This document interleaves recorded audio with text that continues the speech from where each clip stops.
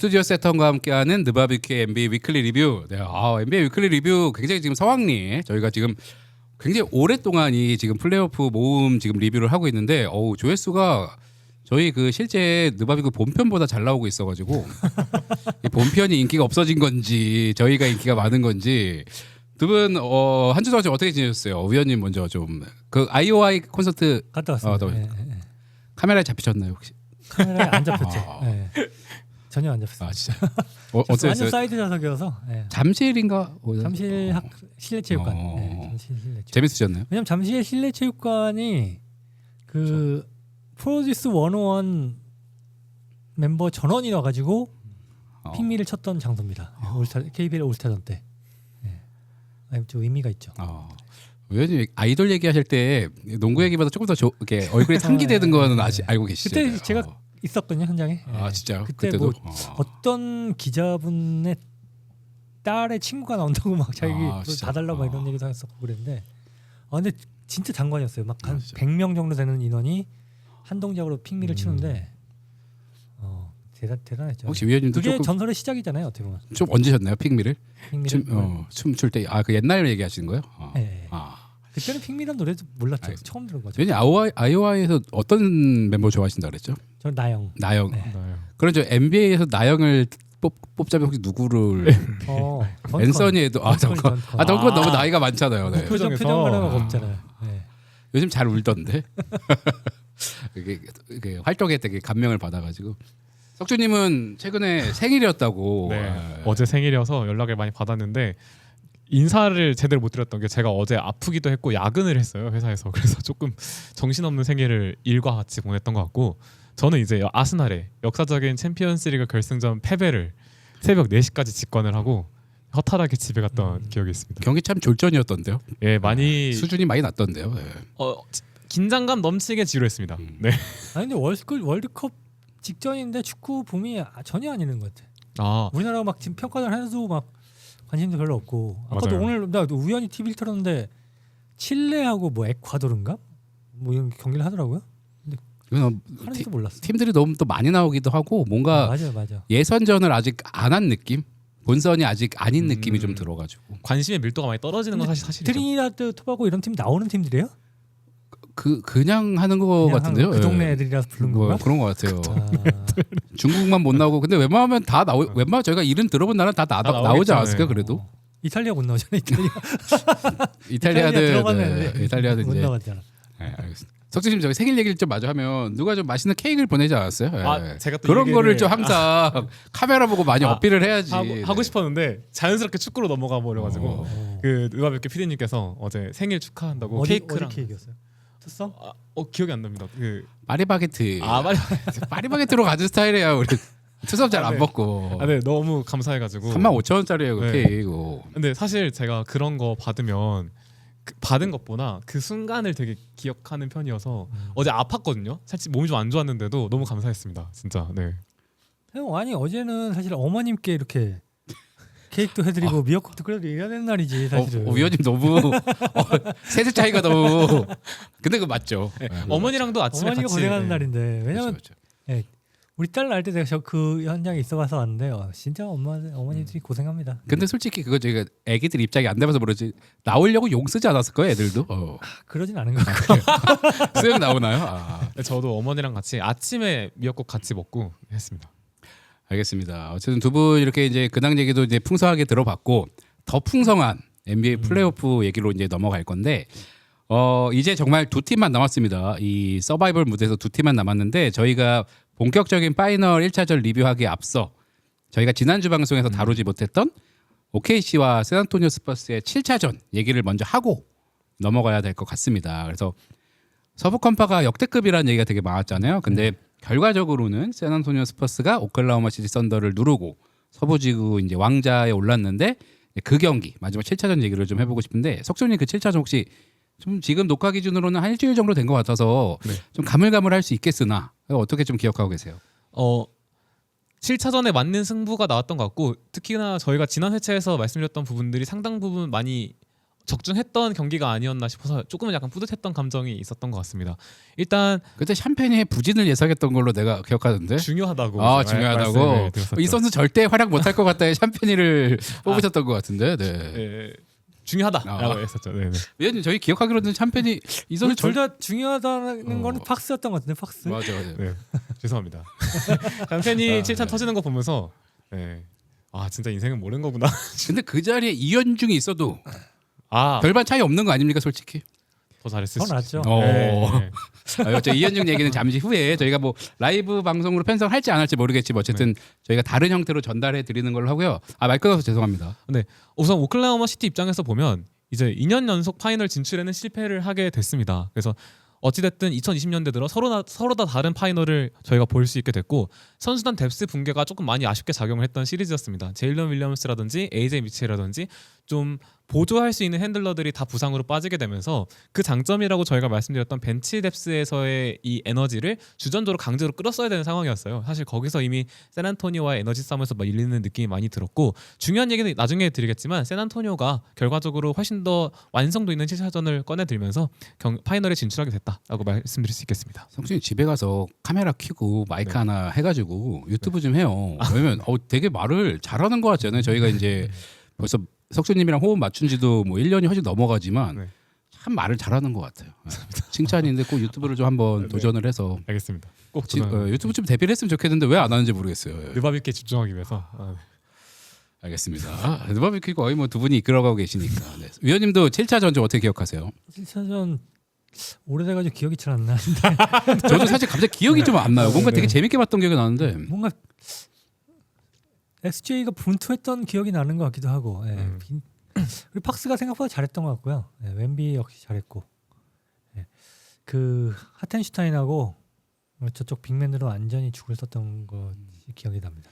저도 이게 너무 몰입해서 봤나? 지금 그 일주일 전이 약간 가물가물하긴 한데 웬비가 다리 풀린 상태로도 그 맥케인의 3점 슛을 끝까지 클로즈 아웃하는 거 보고 정말 너는 파이널 갈 자격이 있다 막 이렇게 생각을 했던 장면이 기억나는데 뭐 좀 기억 남는 명장면 같은 거 좀 있으셨어요? 일단 이 경기에서 OKC가 다시 투빅을 꺼내 들었습니다. 그 2차전에서 봤던 그 효과를 누리기 위해서 웬반야마를 괴롭히는 방향으로 계속 경기 플랜을 잡았고 OKC가 지속적으로 경계를 했던 건 웬반야마가 페인트존 안에 있는 걸 계속해서 밀어내고자 했어요. 그리고 실제로 2차전에서는 하텐슈타인이 그 부분을 굉장히 잘 괴롭혔기 때문에 예민하게 리액팅을 하려고 했는데 아까 말씀드렸던 샌안토니오가 가장 잘했던 빠른 전환과 에너지 바탕으로 상대를 밀어붙이는 농구를 하면서 OKC에게 지속적으로 체력을 요구하는 수비를 특히 강요를 많이 했던 것 같습니다.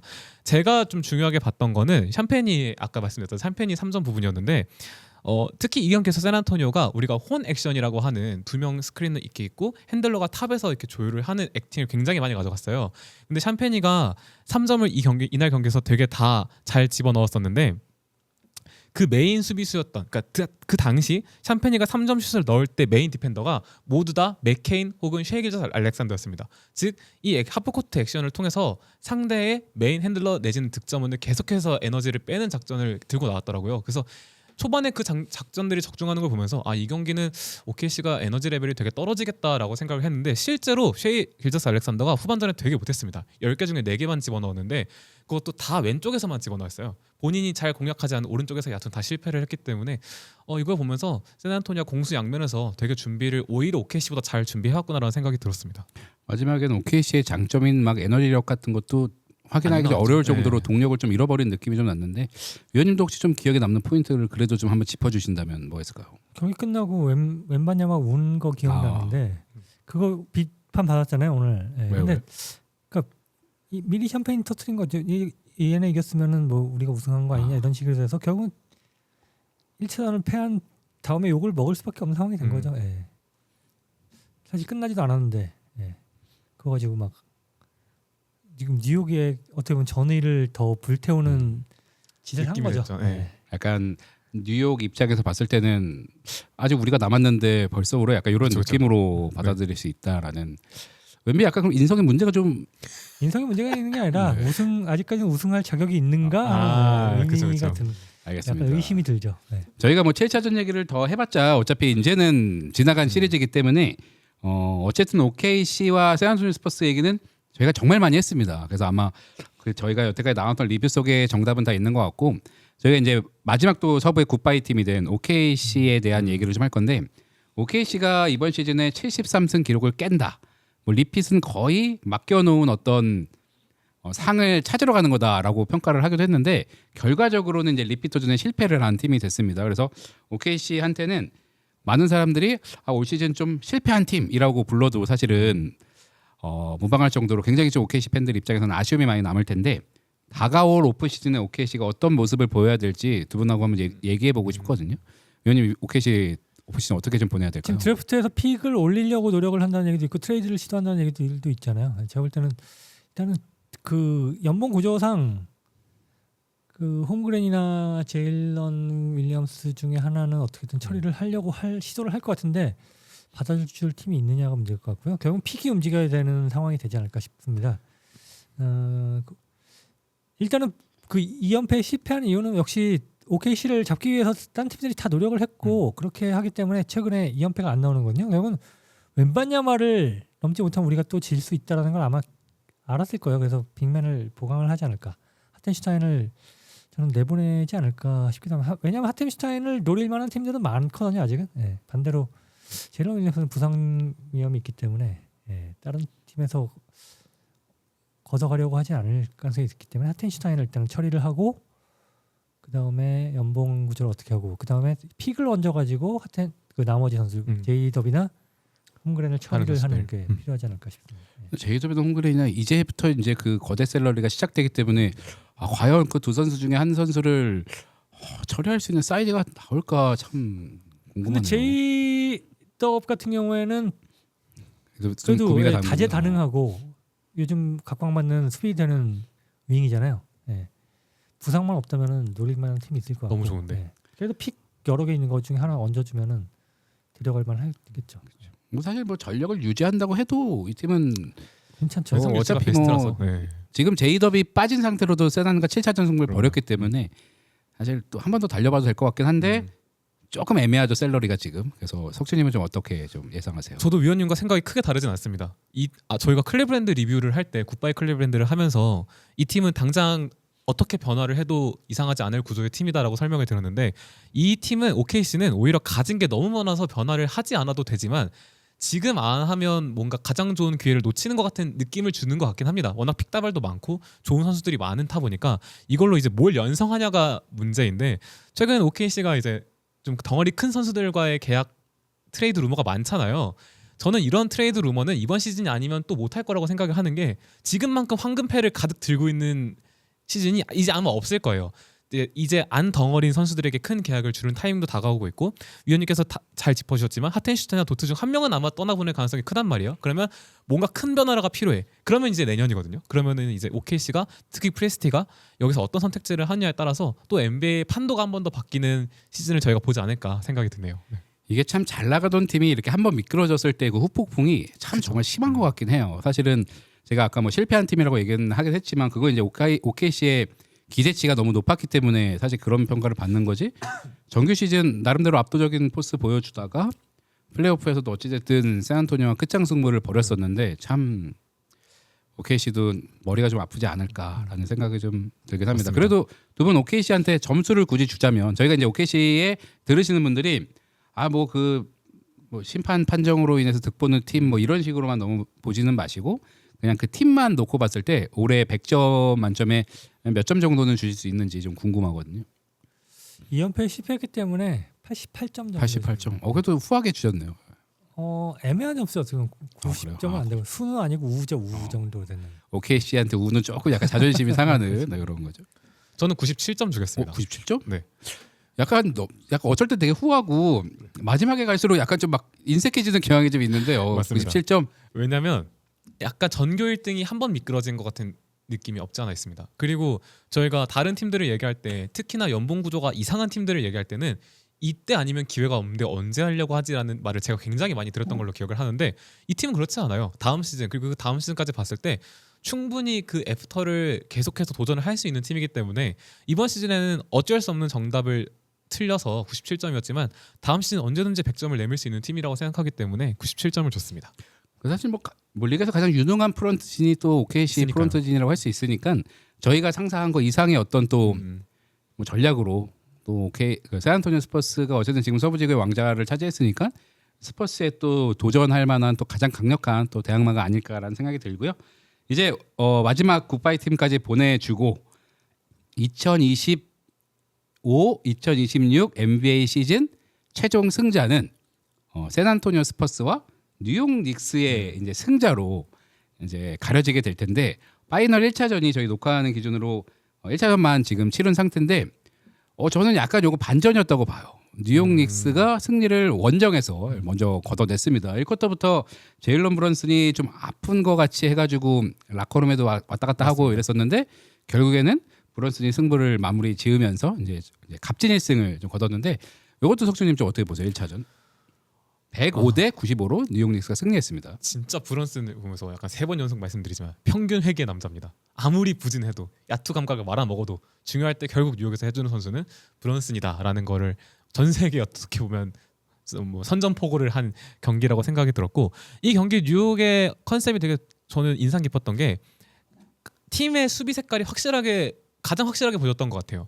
일단 1차적으로 저희가 웬반야마를 떠올렸을 때 저는 가장 무서운 상황 2개를 꼽으라고 하면 공이 없는 상황에서 공을 넘겨받을 때 웬반야마 그리고 아까 말씀드렸던 안쪽에 있는 웬반야마 이 두 가지 웬반야마가 제일 무서운데 그래서 뉴욕이 거기에 맞춰서 완벽한 수비 대응을 짜왔다고 저는 생각이 들었습니다. 웬반야마에게 공이 있는 거 오케이. 피켓롤 상황에서 공이 없을 때 위협적이니까 공을 들고 있는 웬반야마는 우리가 그렇게 큰 압박을 가하거나 더블팀을 가지 않겠다라는 컨셉을 처음부터 보여줬고 사실 그러면서 다른 선수들에게 찬스가 많이 열리면서 뉴욕이 쫓아가는 모양새였는데 이번 시즌 뉴욕이 정말 역전의 명수로 거듭이 나는 모양새잖아요. 후반부터 그 수비가 정확하게 먹혀들기 시작하면서 뉴욕의 계획대로 1차전이 잘 마무리된 느낌을 받았습니다. 위원님은 좀 어떻게 보셨어요? 1차전? 변수가 그 미첼 로빈슨이 그 손가락 부상이라고 했는데 그거보다 좀 더 심한 부상이다 이런 얘기가 있었는데 결국 뛸 수 있느냐 없냐였는데 잠깐 뛰어졌죠. 한 6분 정도 뛰었나? 많이 뛰어졌네요. 네. 그래도. 네. 13분 정도 뛰었네요. 이 정도면은 큰 도움이 되겠다고 보고요. 그리고 아무래도 뉴욕이 빨리 끝냈기 때문에 준비할 시간이 많다는 게 그나마 장점이라고 했잖아요. 체력적인 것도 당연하겠지만 그 준비하는 거에서 잘했다고 봅니다. 일단 웬바냐마 딱 생각하면 웬바냐마가 가장 약한 구간이 언제냐 생각하면은 공 잡고 어뭇하다가 잽스텝 몇 번 밟고 드라이브 칠 때가 제일 약하거든요. 네. 거기서 그렇게 만들고 그 다음에 수비 좁혀가지고 하트나 뭐 미칼이 손질해주면은 되거든요. 예, 드리블 워낙 높으니까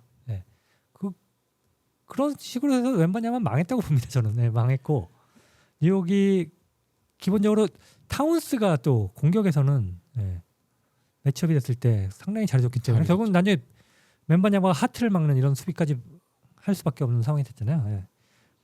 준비를 할 시간이 많았다는 걸 잘 살렸다 뉴욕이. 그래가지고 잘 풀었다. 역시 웬비가 막히면 사실 이 팀은 답이 없고요. 높이도 웬비가 만약에 외곽에 나와 있으면 공격 리바운드 당연히 뉴욕이 앞서지 않습니까? 공격 리바운드 전반에 너무 많이 따냈고 세컨 찬스 포인트 앞섰고 반대로 샌안토니오의 장점은 에너지잖아요. 달리는 거, 속공 이런 거 해야 되는데 그런 게 전혀 안 나왔기 때문에 결국은 후반전에 특히 4쿼터에 결국은 같이 체력이 떨어졌을 때는 샌안토니오가 더 체력이 떨어지기 때문에 4쿼터에 승부가 갈렸다고 봅니다. 그 웬비를 이제 뉴욕 윙들이 이렇게 일순간 포위하는 걸 보면은 예전에 고대 인류가 그 맘모스를 사냥할 때처럼 약간 그래도 좀 덩치적으로 인간들이 힘으로 버텨주고 옆에서 그쵸. 약간 죽창 같은 거 들고 찔러가지고 이렇게 잡는 그런 모양새가 날 정도로 또 타운스 선수가 또 버티는 건 어쨌든 잘하죠. 체구가 웬비보다 제부터 한 10kg는 더 나갈 것 같거든요. 그래서 잘 버텨주고 그러면은 운수의 어떤 그 가치가 많이 높아질 것 같아요, 위원님. 그러지는 않을 거예요. 일단 근데 공격에서는 이 선수가 굉장히 무섭다는 걸 보여줬습니다. 패스도 잘하고 포스트업에서 그러니까 첫 번째 공격 딱 그런 얘기 하잖아요. 그 첫 번째 공격 때 보면은 얘네가 어떻게 경기를 풀어갈 거가 보인다고 하는데 첫 번째가 그 리바운드 그 점프를 따냈어요. 점프를 연습도 했는지 모르겠는데 점프를 타운스가 따냈고 시장같이 올라갈 것 같은데요. 하트가 공을 몰고 오고 그 다음에 그 브런슨이 타운스에게 스크린 걸어주고 타운스가 공을 잡고 다시 브런슨이 그 스크린 걸어주고 다시 올라오고 하트가 한번 걸어주면서 첫 번째 공격이 그거였거든요. 그러니까 타운스의 포스트를 그러니까 웬비 상대로 하는 걸 살리고 브런슨의 3점. 오늘 3점을 많이 던지겠다는 얘기를 그 경기에서 보여준 건데 제대로 맞았습니다. 그래서 두 번째 공격이 똑같은 공격이었는데 카운터 치니까 그거에 대한 카운터를 역카운터 치는 것까지 다 준비가 돼 있었거든요. 뉴욕은 1쿼터 초반에 상당히 좋았죠. 근데 결국은 벤치 싸움에서는 좀 약간 밀리는 감이 있으면서 역전을 당했지만 다시 또 접전을 만들었고 결국은 끝까지 가다 보니까 4쿼터에는 10점 차. 딱 4쿼터가 10점 차였거든요. 예. 그러면서 결국은 승리를 했다라고 봅니다. 알겠습니다. 성님 뭐 좀 추가 코멘트 하실 게 있나요? 그 복싱 경기를 보면 일부러 맞아주면서 우리 펀치가 나갈 때를 좀 기다리라는 코칭이 되게 많잖아요. 딱 그런 느낌 받았거든요. 아까 저희가 OKC와 샌안토니오 리뷰를 하면서 말씀드렸던 게 샌안토니오가 자주 쓰는 혼 액션, 혼 45라고 하던지 뭐 그렇게 뿔처럼 스크린을 서서 이후의 액션을 막 가져가는 걸 되게 잘하는데 오히려 뉴욕은 작은 선수들이 약간 기능을 하게 해줬어요. 그러니까 어떤 느낌이었냐면 뉴욕의 작은 선수들, 예를 들면 하트 혹은 브런슨 이런 선수들이 패스키를 차단하고 약간 상대가 파생할 수 있는 효과의 길목을 차단한 느낌이었어요. 그러니까 핸들러 직접적인 돌파, 득점 뽑아내라. 우리는 너네가 파생하는 건 다 틀어버릴 거다. 왜? 너네 주변에 웸비 있고 켈든 존슨 있고 이렇게 써먹을 수 있는 선수들 많잖아. 너네는 못 써. 너네가 알아서 해. 이런 식으로 해서 실제로 딜 하퍼랑 샴페니가 되게 좋은 활약을 보여줬어요. 근데 이제 그 2차적인 효과, 그러니까 즉 핸들러들이 직접적으로 득점을 뽑아내지 못했을 때의 상황에 이제 샌안토니오가 대비가 안 되어 있다 보니까 오히려 그 이후로는 뉴욕이 의도한 대로 그리고 뉴욕이 공수양면에서 의도한 대로 좀 관계가 흘러가는 느낌이었는데요. 샌안토니오가 요거를 이제 중간에 깨닫고 어떤 식으로든 웬반야마의 페인트존 진입 그리고 안쪽에서 웬반야마의 효율을 살리기 위해서 별의별 작전을 다 씁니다. 뭐 스크린도 더블 스크린도 갔다가 웬반야마 스크린도 시켜봤다가 뭐 빈 공간에 집어넣어 넣어봤다가 했는데 결국에는 위원님께서 말씀하셨던 양쪽 빅맨들 그리고 하트까지 번갈아 가면서 웬비에게 공이 들어가는 상황을 아예 차단을 하다 보니까 와 이렇게 준비가 잘 되어 있는 수비팀을 얼마 만에 봤지라는 특히 그것도 뉴욕이 되게 인상 깊었던 경기였습니다. 1쿼터 처음에는 제가 경기 저도 봤거든요. 패스 2번에 그냥 노마크를 내주더라고요. 그래서 했어요. 맞아요. 닉스 수비 진짜 못한다 막 이랬거든요. 근데 약간 의도적으로 좀 코너 3점 좀 버린 것 같기도 한 느낌이 좀 들더라고요. 그러니까 작은 선수들이 득점에 직접적으로 관여를 하는 거는 어느 정도 냅뒀어요. 이들의 최종적인 목적은 페인트존 안에서 영향력을 차단하는 거에 모든 집중력을 다 쏟았다고 저는 생각을 했기 때문에 맘모스 사냥법. 맞는 느낌이에요. 그러니까 네. 근데 이게 웬비도 막히면 사실 뭐 박스나 이런 선수들이 풀어줘야 되는데 박스가 어떻게 보면 팀의 2옵션이잖아요. 솔직히 말하면 하퍼나 캐슬이 아무리 잘해도 근데 박스가 너무 힘을 못 발휘하고 약간 그렇죠. 도망가는 느낌? 뉴욕 윙들의 사이즈가 워낙 좋아서 그런 건지 몰라도 이 박스에 이거 약간 시리즈 내 반등이 좀 어려워 보이기도 할 정도로 굉장히 좀 무기력했는데 그렇죠. 좀 박스는 어떻게 보셨어요? 근데 그건 오케이 시전 때도 마찬가지였잖아요. 반등을 하겠죠. 할 거라고 보고요. 부진했습니다. 예. 기본적으로 넣을 수 있었던 득점을 많이 놓쳤고요. 쉬운 찬스가 아직까지는 발목 부상이 100% 나았진 않았을 것 같아요. 반대로 보면은 벤치에 나온 하퍼가 분위기를 완전 바꾸는 역할을 해줬거든요. 근데 중요할 때 하퍼가 안 뛰었다는 게 좀 아쉽긴 하고 그리고 벤치 싸움에서는 뉴욕보다 좀 낫다라고 판단했는데 켈린 존슨이 한 게 없습니다. 3점밖에 없고 코넷도 거의 나오면은 선수가 하는 게 없어요. 결국 웬비가 많이 뛸 수밖에 없는 상황이에요. 그러니까 뉴욕이 그때 누가 얘기했었지? OKC에서 있었던 선수가 뉴욕에 소엔이 그런 얘기 있죠. 체력 떨어뜨리면 된다. 근데 그 코넷이 그걸 버티게 해주는 역할을 해야 되는데 결국 몇 번 못 버티고 결국 다시 또 웬비가 나와야 되고 이런 생각이 되면은 이게 뭐 시리즈가 1차전이 아니라 6차전, 7차전 가면 당연히 웬비는 퍼질 수밖에 없을 겁니다. 아니, 맘모스 잡기가 진짜 정답인 것 같은 게 타운스가 저는 외곽으로 웬비를 끌어낼 줄 알았거든요. 원래 그 전술이. 근데 웬비 상대로 되게 터프하게 많이 드라이브인을 하더라고요. 그러니까 웬비의 체력이 많이 좀 빠질 것 같은 느낌이 좀 들더라고요. 그러니까 타운스가 되게 터프하게 드라이빙을 좀 많이 하는 느낌? 기본적으로 타운스는 슛도 되고요, 패스도 됩니다. 그러니까 그 OKC 빅맨들의 둘을 합친 걸 할 수 있는 거죠. 그러니까 드라이브가 되는 뭐 홈그레이나 패스가 되는 하텐슈타인 이런 걸 다 합친 선수가 되니까 공격에서는 더 무서운 거죠. 더 반대로 수비가 좀 약하잖아요. 근데 그 수비를 상대 팀들은 이렇게 브런슨을 공략한다던가 타운스를 공략한다던가 이게 되는데 그걸 못했어요. 그리고 그걸 해보려고 그 웬비하고 캐슬하고 인버스 피킹을 하는데 확실히 안 해본 애들이라서 그런지 스위치를 못 만들어 주니까 아무런 효과가 없었습니다. 만일 미스매치가 돼서 캐슬이 타운스로 매치업이 된다고 해도 전혀 매치업 헌팅 같지 않은 느낌이지 않아요? 예를 들면 뭐 스가가 타운스를 데리고 1대1을 한다 그러면 뭔가 좀 위기라고 생각하는데 캐슬은 딱히 아니 그다음에 아니 웬비가 그러면은 타운스에게서 벗어날 수 있는 거잖아요. 그런 것들을 원했는데 그런 게 안 되는 거였고. 네. 그리고 웬비 위치를 후반에 조정을 해줬음에도 불구하고 웬비 또 안 됐기 때문에 2차전에는 좀 더 확실하게 위치를 조정을 해가지고 좀 더 안쪽에서 공을 잡게, 안쪽에서 공격을 할 수 있게 해야 될 것 같습니다. 네. 근데 저희가 관성적으로 얘기를 하다 보니까 뭔가 샌안토니오 스퍼스 위주로 이제 얘기를 네. 좀 나눴는데 석준이 혹시 코멘트 할 게 더 있으면 하고 닉스 쪽으로 한번 넘어가 보려고. 그럼 자연스럽게 넘어가 보겠습니다. 아 닉스 쪽. 네. 그러니까 이날 경기에서 샌안토니오의 빅들이 다 못했어요. 그러니까 빅 역할을 했던 선수들이 다 죽을 썼습니다. 위원님 말씀대로. 근데 그러면 이제 빅들이 망가졌으면 이제 달리는 농구로 승부를 봐야죠. 샌안토니오가 원래 잘했던 포지션을 잡아먹는, 빨리 달려서 빨리 넣고 빨리 돌았는데 빨리 수비하자, 이 기조를 갔었어야 되는데 샌안토니오가 달리는 농구를 하려고 할 때마다 뉴욕이 이걸 되게 잘 틀어막았어요. 제가 현지에서 팟캐스트에서 이걸 분석하는 영상을 좀 보고 왔는데 거기서는 크로스 매칭이라는 표현을 쓰더라고요. 이게 매칭이라는 단어가 어떨 때 쓰냐면 그 소개팅 앱 이런 데서 그 랜덤으로 돌리기 하면은 이성분들이랑 매칭이 되는 그런 프로그램 있잖아요. 근데 그런 거 보면 매치업에, 그러니까 즉 내 메인 디펜더에 얽매이지 않고 트랜지션 상황이 발생했을 때 바로 내 앞에 있는 선수에게 막아서 빠른 공의 진입을 막는 수비를 이렇게 표현을 하더라고요. 근데 그게 되게 잘 됐어요. 아무래도 되게 오랜 시간을 쉬었다 보니까 기본적으로 이런 수비를 대응하는 것에 있어서 훈련도 더 잘 돼 있을 거라는 생각이 들었고, 그걸 깨려면 아무래도 처음에 다시 이제 돌아왔던 대로 팍스나 이제 작은 핸들러들에게 조금의 자유를 줬을 때 그 핸들러들이 계속해서 득점을 뽑아냈어야 되는데 아무래도 지금 가드들의 상태가 정상이 아닌 선수들이 좀 있다 보니까 그 부분에서의 득점 메이킹이 좀 아쉽지 않았나 좀 생각이 들었습니다.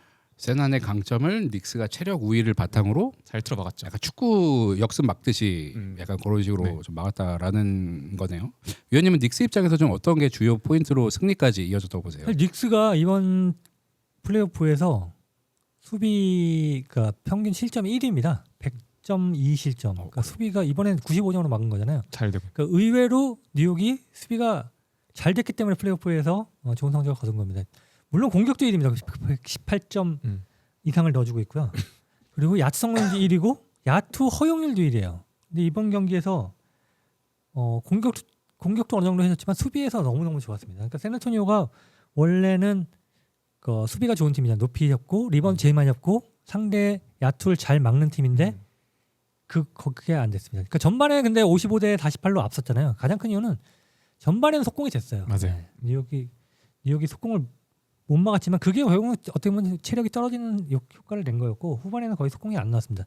반대로 뉴욕이 전반에 공격 리바운드 가장 많이 했고 그렇게 되면 그 공격 리바운드를 잡는다는 거는 상대가 속공 나가는 거를 주저하게 만드는 효과를 가져갈 수 있거든요. 네.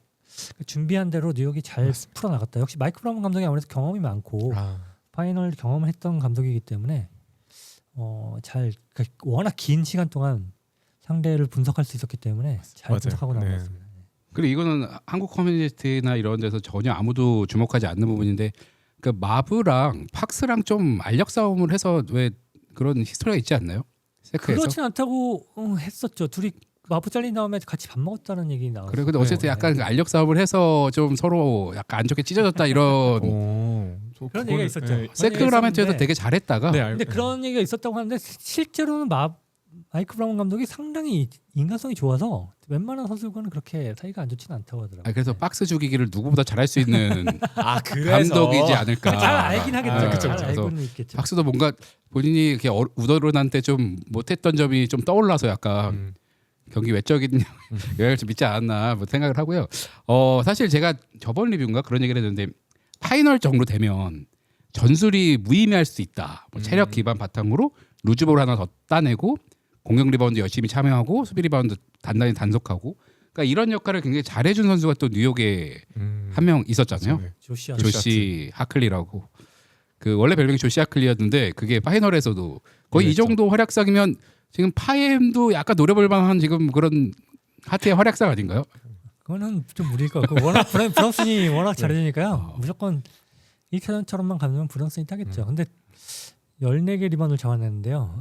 이 선수가 또 그 컨퍼런스 파이널이나 이럴 때 보면 중요할 때 3점도 넣어줍니다. 근데 이번 시리즈에서 만약에 3점이 한두 경기 터진다 그러면은 진짜 뉴욕이 샌앤토니오를 잡을 수 있다. 이렇게 생각을 합니다. 그러니까 이게 하트가 신기한 게 세깅을 할 만한 선수이기도 하잖아요. 어떻게 보면은. 근데 공격 툴을 가지고 있다라는 게 참 보면 벌써 신기한 것 같아요. 그러니까 공격할 줄은 다 알아요. 3점도 되고 드라이빙도 되고 속공도 뛸 줄 알고 다 돼요. 네. 뭐 풋백 득점도 할 줄 알고 할 줄 아는 게 많은데 어떻게 또 세깅을 당해야 되는 선수고 참 툴을 갖고 있는데 이 정도로 뭔가 왔다 갔다 하기도 쉽지 않은데 그래서 하트가 약간 갑자기 한번 반짝하는 경기들이 좀 자주 나오는 게 아닌가. 그래서 뉴욕이 지금 올 시즌 강한 것 같아요. 그러니까 버릴 선수가 없어지는 거죠. 그러니까 그나마 버려야 되는 게 하트인데 하트마저 터져버리면 답이 없는 거고 그럼에도 불구하고 허트를 지금 버릴 수밖에 없는 상황이기 때문에 근데 허트가 안 터졌는데도 1차를 잡았다는 게 뉴욕은 큰 의미가 있는 것 같습니다. 그럼 이제 세난 머릿속에는 이제 해거 미첼밖에는 답이 없을 수도 있겠네요. 저는 무조건 해야 된다고 봐요. 나오면 해야 되고 무조건. 그래서 무조건 미첼의 출전 시간을 줄이는 것도 중요하고 그러면서 사실 해거 미첼을 하면 좋은 게 자유투기 때문에 쉴 수 있는 거잖아요. 그쵸. 체력적인 도 줄일 수 있고 그리고 38%면은 이거는 뭐 무조건 해야 되는 작전이에요. 무조건. 게다가 손을 다쳐서까지 넣을 수 있나? 슈팅핸드더라고 다친 게 너무 약간 밈처럼. 근데 저도 해거 미첼은 무조건 코트에 있으면 무조건 해야 된다라고 보는 편이었어. 뭐 켈리 존스 이런 애들 지금 활약 안 하니까 파울 쌓여도 상관없잖아요. 켈리 존스. 파울 인형으로. 아니면 파울을 뭐 어차피 코넷이나 이런 선수 빨리 넣어서 그냥. 플럼리 넣고 비욘보 넣어서. 비욘보 줬다. 비욘보. 그러면 쉬게 하고 파울해서 따라서 잡고 이러면 돼. 그러니까 파울해서 어떻게든 좀 포지션 싸움에서 우위를 좀 점하는 게 낫지 않을까 싶긴 한데 석준님은 조시 하트 좀 어떻게 보세요? 참 이런 선수에게 이런 말을 해도 되는지 모르겠는데 뭐 3점이 없는 거야. 사실 현대농구에서 너무 치명적인 약점이니까 그건 빼고 다 아시는 얘기니까 빼고 얘기하면 너무 브런슨 옆에 붙여놓기 너무 좋은 자원이에요. 그러니까 이날 하트가 3득점에 리바운드 15개, 어시스트 6개, 스틸 4개, 블락 하나 땄거든요. 근데 이게 브런슨과의 공존에서 되게 흥미로운 게 이날 브런슨은 37분을 뛰었어요. 근데 야투 시도를 31개를 했습니다. 그러니까 37분 뛰면서 31개 던졌다는 거는 거의 코트에 있으면 다시 던졌다는 얘기거든요. 그런데 어시스트는 2개밖에 없어요. 근데 하트랑 타운스가 어시스트를 합쳐서 10개를 했습니다. 그러니까 브런슨을 이렇게 철저히 득점원처럼 기용을 할 수 있는 이유는 브런슨이 볼 흐름에 관여를 하지 않아도 하트랑 타운스가 이 부가적인 볼 흐름에 이제 순차적으로 관여를 할 수 있기 때문이거든요. 근데 생각해 보면 리바운드 잘 따지, 볼 순환에 기여할 수 있지, 심지어 앞선 수비도 잘 되고 1차적인 수비도 되고 빅맨 버텨주는 수비도 되고 심지어 높이도 잘 높아요. 그러니까 이런 선수가 브런슨 옆에 있는 게 뉴욕 입장에서 얼마나 축복인가라는 생각을 개인적으로 했습니다. 파임인가요? 파임까지는 파임 1순인가요? 못 줄 것 같은데 너무 브런슨 옆에 붙여놓기 너무 좋은 파트너였다. 그럼 3순위 정도 파임 지금. 3순위 정도는 그래도 줄만 2순위로 하겠습니다. 줄만 2순위는 안 되죠. 타운스도 있고. 타운스? 두 분 다 3순위는 동의하시는 거예요. 네, 3순위 동의하겠습니다. 그럼 자연스럽게 2순위로 넘어가 보죠. 네. 2순위 타운스 얘기를 좀 해보고 싶은데 타운스가 저는 굉장히 이렇게 솔리드한 빅맨이었나 싶은 생각이 들어서 득점은 20점을 못했지만 리바운드도 잘 잡아줬고 또 웬비 상대로 밀리지 않는 모습을 보여주면서 어떻게 보면은 뉴욕 닉스의 유일한 빅인 거잖아요. 지금 미첼 로빈슨 상태가 안 좋으니까 굉장히 진짜 멋있는 활약을 보여주는데 어떻게 좀 보셨어요, 타운스? 이번 플레이오프를 통해서 가장 주가가 오른 선수 같아요. 그러니까 공격에서는 더할 나위 없이 잘해주고 있다. 그러니까 엠비드와 붙었을 때도 엠비드를 끌어내가지고 패스 뿌려주는 거 이런 거 잘했잖아요. 리그 최고의 빅맨들과 상대해도 밀리지 않는 모습을 계속 보여주고 있다는 게 고무적인 것 같습니다. 특히 이번 경기에서 아주 적극적으로 하라고 했나 봐요. 그래서 그런지 맞아요. 돌파도 열심히 하고 패스 잘해주고 수비도 정말 열심히 했거든요. 근데 이 선수는 그러니까 1차원적인 수비는 할 수 있겠죠. 기본적인 사이즈도 있고 스피드도 있으니까. 근데 좀 복잡하게 만들어줘야 되는데 샌앤토니오가 그걸 못 해왔다. 그런 게 좀 아쉬운 것 같습니다. 타운스 공략할 가드가 없다는 게 너무 아쉬운 것 같아요. 제가 볼 때 세난 쪽에서 지금 타운스면 공격 당할 것 같지도 않아요. 심지어 되게 포지셔닝 수정을 되게 잘한 것 같은. 이것도 약간 뉴욕의 팀의 힘인 것 같은데. 네.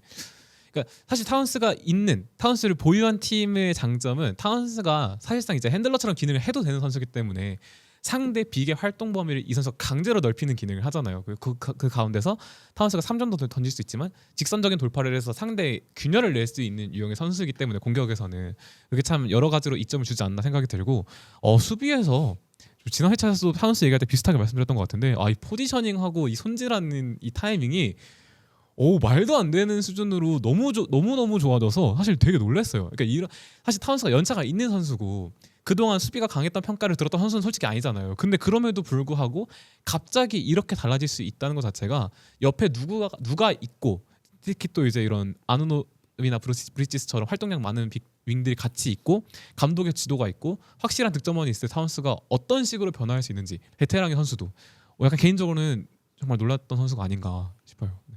코칭 스텝이 내가 볼 땐 큰 일을 진짜 하고 큰 있는 일을 것 같아요. 했어요. 네. 이 선수가 기본적으로 수비가 안 되는 선수인데 이 선수가 수비가 되게 만든 거는 코칭 스텝의 공이 굉장히 클 것 같습니다. 이영말리 떨어진 곳에서 염영근 기자님도 간단히 타운스에게 또 한몫 해주신 거 아닌가요? 예. 우리 운스. 아니 그때 나왔을 때는 점점 타운스의 출전 시간이 줄고 있다 면서 막 마이크 브라운은 이제 타운스가 별로인 걸 알고 있다 그랬었는데 이거 뭐 깜짝 옵션한 소식을 말씀드리면 뉴욕 닉스가 우승을 하건 못하건 6월 18일 르바비큐 녹화에 염영근 기자님이 우리 운스에게 하러 우리 운스 오시기로 확정이 됐다라는 얘기를 뭐 막간이역에서 전달을 해드리고요. 염영근 기자님 오셨을 때 닉스가 우승을 하고 오시는 게 재밌을까요? 우승을 하지 않고 오셨을 때, 하지 않았을 때 운수를 7차전까지 가면은 안 할고 온 게 그럴 수도 있겠네요. 모르는 상황이죠. 그래서 언론으로 오는 거죠. 저는 개인적으로 운수가 한 5차전쯤에 거대한 똥을 한번 싸고 그리고 나서 샌안토니오 우승이 확정이 되는 그날 뭔가 녹화가 진행되면 상당히 재미난 내용이 나오지 않을까 싶긴 하거든요. 예. 아무튼 뭐 타운스 얘기는 저희가 뭐 시리즈 하면서 이제 오늘은 사실 1차전이기 때문에 여러분들 막 이제 상대 2차전에서 샌안토니오의 또 다른 카운터를 봐야지만 또 이제 조금 더 맞습니다. 전략적인 얘기를 할 수 있을 것 같고 브런슨 개인 얘기를 좀 이제 어쨌든 지금 파엠 1순위잖아요. 굳이 저희가 따지자면. 네. 약간 그 옛날에 뉴욕 닉스 그 누구였죠? 그 윌리스 리드 그 아까 아팠다고 들어오는 퍼포먼스 있지 않았나요? 네, 그렇죠. 그리고 1차전에서 파이널 1차전에서 30점을 넣은 두 번째 선수입니다. 그리고 그 약간 선수가 바로 윌리스 리드입니다. 첫 번째. 그러니까 스토리가 좀 비슷하지 않나? 이번에 약간 브런슨 좀 앞 쩔뚝쩔뚝 거리면서 그렇죠. 그죠? 약간 오마주 한 거 아닐까? 그러면 그렇게 아프지 않아 보였거든요, 브런슨이. 맞아. 그래서 약간 오마주를 한 게 아닌가라는 생각이 좀 드는데 어쨌든 뭐 아팠다가 돌아와서 정말 이 선수는 도대체 그 SJ랑은 어떤 차별점이 있는 거예요? 그러니까 사실 SJ는 싼 가드들이 상당히 잘 막았다고 좀 보여지거든요. 근데 브런슨이 마지막에 작정하고 막 몰아칠 때는 전혀 제어가 안 되는 수준인데 참 보면 벌써 신기한 선수인 것 같아요. 근데 저는 SJ도 이렇게 했어야 된다고 봐요. 네. 그냥 분리볼로 자꾸 넘어지지 않고 그냥 미드레인지 좋잖아요. 미드레인지 좋았다는 건 6차전, 7차전 때 보여줬잖아요. 그렇게 던지면 되는데 결국 브런슨도 그때 그 전반전에 4점에 그쳤거든요. 근데 4쿼터에만 13점 넣었습니다. 3점 하나 포함해서 야투 9개 중에 5개를 넣었고요. 그것도 다 중요할 때. 사실 4쿼터 중반까지는 약간 밀리는 기색이 있었는데 그걸 다 뒤집은 것도 다 브런슨의 원맨 쇼였다고 보거든요. 그 요즘은 핸드폰을 다 갖고 있으니까 관중석에서 보여주는 다양한 각도에서 보는데 샌안토니오 팬들이 완전 막 좌절을 하는 그런 슛을 다 넣어주더라고요. 전 세계에서 아마 유일했던 것 같은데 가장 이른 시점에 브런슨의 트리플 크라운을 예상한 사람이 어디가 있지 않았나요? 네. 국내 최고 NBA 팟캐스트의 PD님이시죠. 지금 그거 거의 유력한 그림으로 지금. 안돼 1차전밖에 안 끝났어요. 아니 그러면 그거 한번 여쭤볼게요. 어째 브런슨에게 혹시 좀 브런슨 잘하긴 진짜 왜냐면 또 응원팀에 있었잖아요 브런슨이. 근데 그때는 사실 이 정도 급은 절대 아니었는데 그죠? 정말 잡아야 되는 선수라고 생각했는데 뭐 구단 내부에서 그렇게 발표를 했을 때 솔직히 그냥 그렇구나 정도로 넘어갔던 것 같아요. 너무 좋은 선수인 건 알고 있었고 저희가 너무 낮은 돈으로 잡으려고 했던 것도 알고 있는데 솔직히 놓쳤을 때는 그냥 어디서 또 잘 하겠지 이런 느낌이었지 막 이런 식으로 팀을 캐리해서 파이널까지 이끌고 솔직히 저는 그거 예상 못했어요. 뉴욕의 왕이 될 것까지는 솔직히 뉴욕의 한 영의정 정도까지는 몰라도. 근데 어딜 가든 잘할 거라는 건 솔직히 알고 있었어요. 왜냐면 너무 그때 댈러스도 보면 돈치치가 거의 공격에서 모든 포지션을 잡아먹는데도 불구하고 보조 핸들러 내지는 보조 득점을 넣었을 때 너무너무 잘해줬어요. 그러니까 댈러스 팬들 사이에서는 키 빼고 다 가졌다라는 느낌을 줬을 정도로. 근데 뭐 이렇게 솔직히 잘할 줄 볼륨 잘 뽑아낼 줄은 몰랐고요. 뭐가 필요할까요? 뭐 약간 4쿼터 13점 이걸로 저는 말 다 했다고 생각해요. 특히 그리고 이 1차전 보신 분들은 아시겠지만 브런슨이 심판과 언쟁이 되게 많았어요. 그러니까 심판에게 따지러 간 장면이라던가 동료가 말리는 장면 이런 그러니까 감정적으로 그 고요하지 않았습니다. 그런데도 불구하고 가장 집중력이 필요할 때 제 역할을 다 해줬다는 거, 그리고 경기가 끝났을 때 심판이랑 같이 진지하게 얘기를 하는 거, 그런 것들이 저는 솔직히 말하면 쉐이랑 많이 대비가 될 것 같아요. 왜냐하면 쉐이가 본인이 갖고 있는 그 엄청난 실력과 볼륨과는 별개로 어쨌든 심판과 조용하죠. 그런 이슈가 있는 선수기도 하고 조용한 느낌 선수기도 하고, 근데 브런슨은 그렇게 감정 표현을 하면서도 가장 필요할 때 넣을 거 다 넣어주고 집중력 보여주고 어떤 팀의 실질적인 실력적인 리더로서 할 걸 다 보여줬다라고 저는 생각합니다. 네. 그 확실히 큰 경기 경험이 많잖아요. 브런슨은 이제 대학 때도 그랬고. 그렇죠. 그래서 저는 일부러 약간 뉴욕 선수 좀 얼어있었거든요. 1쿼터에. 브런슨이 혼자 막 심판이랑도 싸우고 뭐 왔다 갔다 하면서 되게 분주했거든요. 혼자. 그런 점이 뭔가 선수단의 어떤 전체적인 감정선을 조금 깨운 게 아닌가. 그리고 경기 끝나고 본부석에 가서 이렇게 뭐 언쟁했잖아요. 제가 볼 때 본부석에서 뭔가 얘기를 했는데 그게 오히려 독이 된 것 같아요. 그 샌안토니오 팬들에게는. 그쵸. 근데 네. 그게 브런슨의 승부욕을 자극하는 그쵸, 뭔가가 네. 됐을 것 같습니다. 그러니까 절대로 자극하면 안 돼. 잘하는 선수는. 네. 웬바냐마 만약에 뉴욕에 왔을 때 자극한다? 그러면 절대 안 되고요. 네. 자극할 거면은 저기 해리슨 반스나 뭐 이런 선수들 좀 바스 근데 좀 나오자마자 1 자빠짐 시전 나고 바로 빠져가지고 그 자빠짐 때문에 브런슨 다칠 뻔해가지고 조금 좀 그랬는데 누가 그 샤멧이 크게 밀어가지고. 근데 저는 이제 파이널 이럴 때는 이제 반제나 올리니 이런 선수들은 안 나왔으면 좋겠어요. 뭐 예를 들면 조던 클락슨이라든지 뭐 이런 선수들은 안 나오고 나올 수 있는 선수들만 나와서 그냥 깔끔하게 하는 게 제일 낫지 않을까. 알바로도도 좀 잘해주던데요. 알바로도 팀의 에너지를 되게 핸들링도 잘해주고. 저는 샤멧 잘했던 것 같아요. 샤멧이 랜드 샤멧이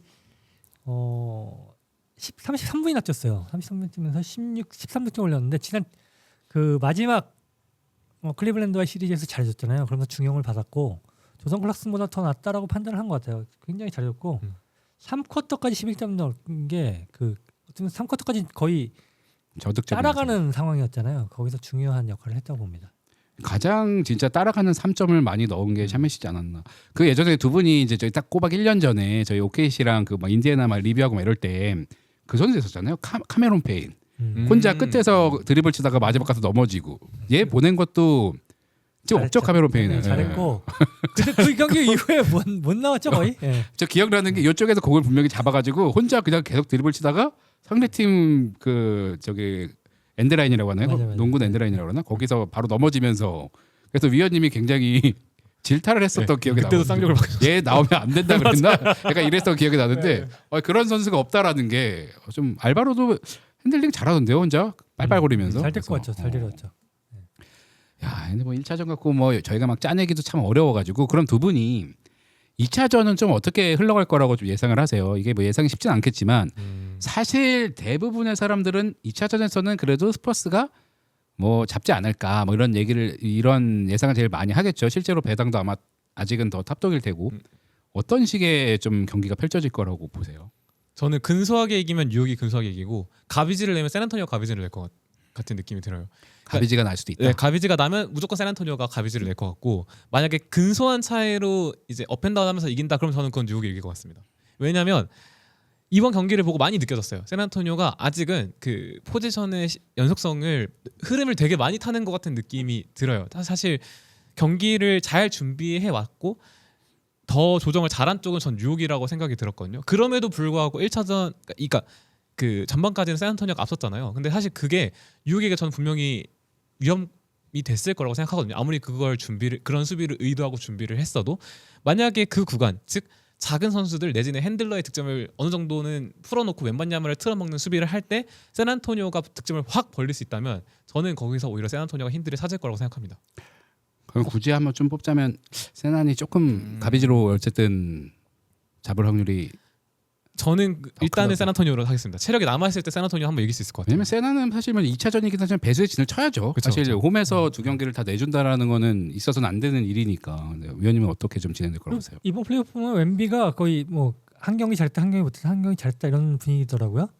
네, 미네소타전에서도 그랬었고 OKC전도 그랬기 때문에 이번에 잘할 것 같습니다. 특히 위치를 좀 조정해주겠죠. 사이드 쪽으로 맞습니다. 빼가지고 그런 드립을 덜 치어도 되는 위치로 조금 넣어줄 것 같고 그러면은 아마 웬비가 살아나면은 사실 뉴욕은 웬비 막기가 타운스가 잘한다고 하더라도 못 막을 겁니다. 못 막을 거고 그 외곽이 좀 살아난다면은 타운스 뭐 제가 볼 때는 샌안토니오가 2차전은 쉽게 이길 가능성이 높지 않나. 사실 뉴욕은 1승을 거뒀기 때문에 목표는 달성을 했어요. 그다음에 홈에서 어떻게 우리가 치를까를 생각을 할 수 있기 때문에 2차전을 만약 벌어지면 굳이 따라잡으려고 노력을 할 필요도 없을 것 같습니다. 훅 벌어졌을 때. 어쨌든 일단 원정에서 얻을 건 다 얻었으니까 굳이 무리를 할 필요는 없겠다. 뭐 이런 생각을 하시는 것 같고. 저도 근데 개인적으로 파이널이 오래 갔으면 하는 바람. 이게 파이널이 끝나면 사실 시즌 종료니까. 그렇죠. 사실 세나는 여기서 한번 이겨줘야 또 그림이 이쁘죠. 재밌을 것 같고.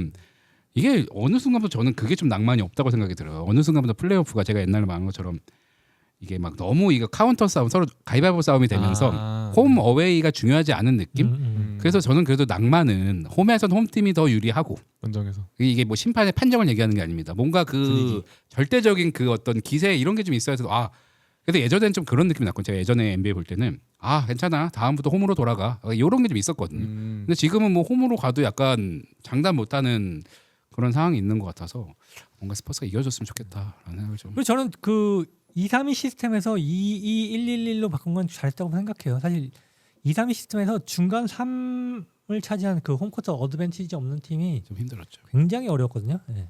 세 경기를 다 이기기가 그렇죠. 거의 그런 게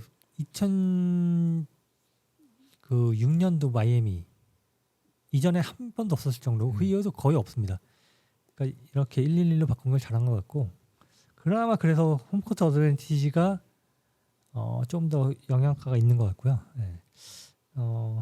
1승 1패 저는 이번 시즌 2승 2패까지 갔으면 좋겠어요. 그 다음엔 누가 어떻게 되든 몰라도 그러면 최소한 6차전까지 가는 거니까 홈에서 각각 1승 1패씩 하고 5차전부터 이제 진검승부 했으면 좋겠습니다. 두 분은 어쨌든 지금 한국 유튜브계 고트 느바비큐의 어떤 중심축이시니까 1차전 보고 한 손 쥐어주고 예상하는 겁니다. 네.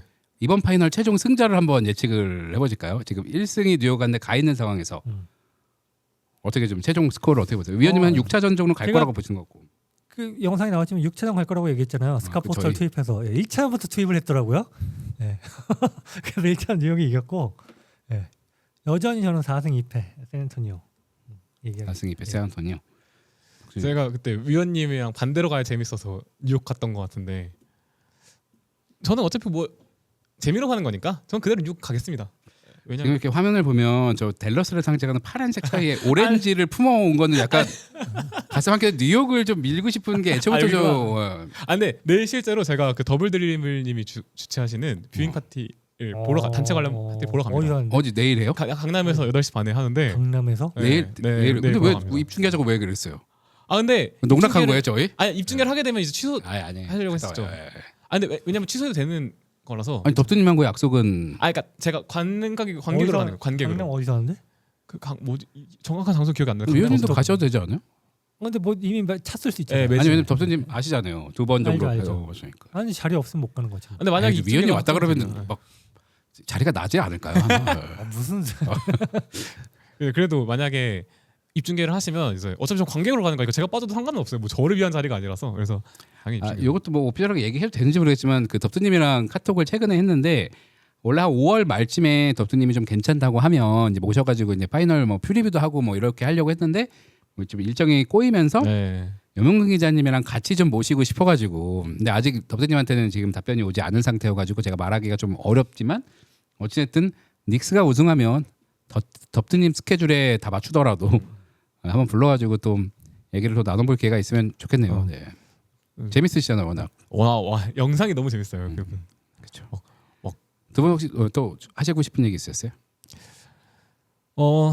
스크린에 대한 대처를 뉴욕이 좀 가져올 것 같긴 합니다. 샌안토니오도 할 것 같고 뉴욕도 할 것 같아요. 만약에 뉴욕이 스크린을 한다면 그들이 매치업의 중심으로 삼고 싶어하는 선수는 99% 브런슨이잖아요. 그러면은 1차전에서는 메인 디펜더가 캐슬이었는데 스위치가 되고 나서는 샴페인이나 하퍼 같은 선수를 막았는데 그때 브런슨이 좋은 효율을 보여줬단 말이에요. 샌안토니오가 이걸 모를 리가 없고 어떤 식으로든 상대 스위치에 좀 대응을 하는 움직임을 가져올 것 같고 역으로 뉴욕도 상대가 호락호락하게 반응하지 않을 거를 좀 다시 그걸 리액팅을 할 것 같아요. 그러니까 너가 내지 않을 걸 예상해서 우리가 이런 걸 준비했지만 또 거기에 맞춰서 뭘 하겠다. 약간 이런 싸움을 보는 것도 2차전부터는 좋은 포인트가 되지 않을까 생각이 들었습니다.